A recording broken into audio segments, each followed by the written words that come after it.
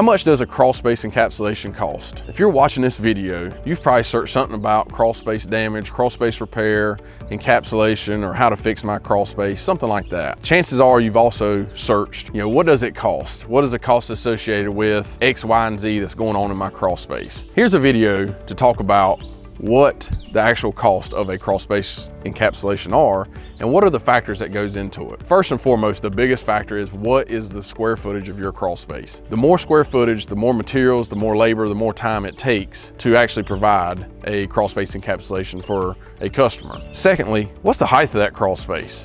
Is it super tight, super short, where it's going to take us a lot longer? Or is it something that we can stand up and walk in? If we can stand up and walk, that means we get done with it a lot quicker. Cost gets reduced. Third, is there drainage issues? If there's drainage issues, that's got to be taken care of before we do anything related to an encapsulation. We cannot have a ton of standing water sitting under our encapsulation. It's not going to work. That's not what encapsulations are made for. Lastly, is there mold? If there is mold, is there insulation? If the insulation's in there, 99% of the time the insulation's got to come out and get thrown away. We got to perform a full mold remediation of the entire crawl space. So back to what does it cost? Are there any comparable products before we talk about those costs? There are, at least in some people's mind. We don't think they're comparable. There's something that people out there will call a hybrid system or a starter system, basically where you don't wrap the walls, you don't wrap the piers, and you just lay a floor liner, a moisture barrier on the ground and put a dehumidifier in there. We don't like that because it truly doesn't stop moisture and humidity from coming through the walls.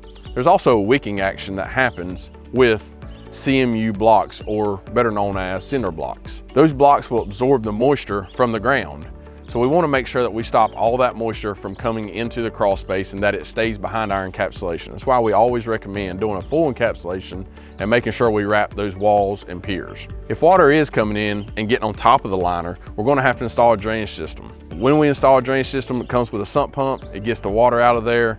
Again, we don't want that water sitting under. We also want to reduce the amount that dehumidifier runs. That's another important reason why we should wrap the walls and the piers. If you don't wrap the walls and piers, it's going to increase your power bill and reduce the life of that dehumidifier. Another option that some may try to talk you into is a ventilation system. Ventilation system, most of them mean taking the outside air and bringing air inside the crawl space. The thing we don't like about that is there's no mechanical means to actually dry that crawl space, to actually pull that moisture out of it.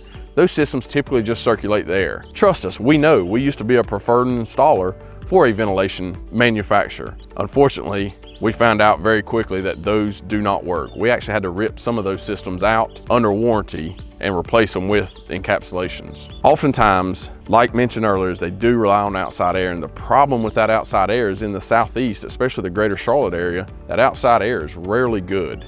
It's a hot, humid environment, and even at 2, 3 in the morning, most of the time, that air is still not the air you want under your house. When we was a preferred installer for that ventilation manufacturer, we kept asking them, what happens if the air is not good? What do we do then? And their response was, just install a dehumidifier with our system. It plugs right into our system. Well, we found out again quickly that if we're going to install a dehumidifier, what do we need the ventilation system for? So, with all that being said, let's talk about what the cost of an encapsulation system is based on 1,500 square foot average home. You're looking at typically between $6,300 and $7,000 to encapsulate a 1,500 square foot home. Now that does not include any drainage system, any mold, or insulation. Once you encapsulate it, you have to install a dehumidifier. Depending on what size the crawl space is, whether there's already electrical down there, whether it needs duct kits and a condensation pump, can vary the price slightly of a dehumidifier, which we've got another video on that you can watch. But the dehumidifier is going to run between $2,400 and $2,600. So there you have it, the cost of an encapsulation. If you have any questions, feel free to reach out to us. We hope this helps. Until next time.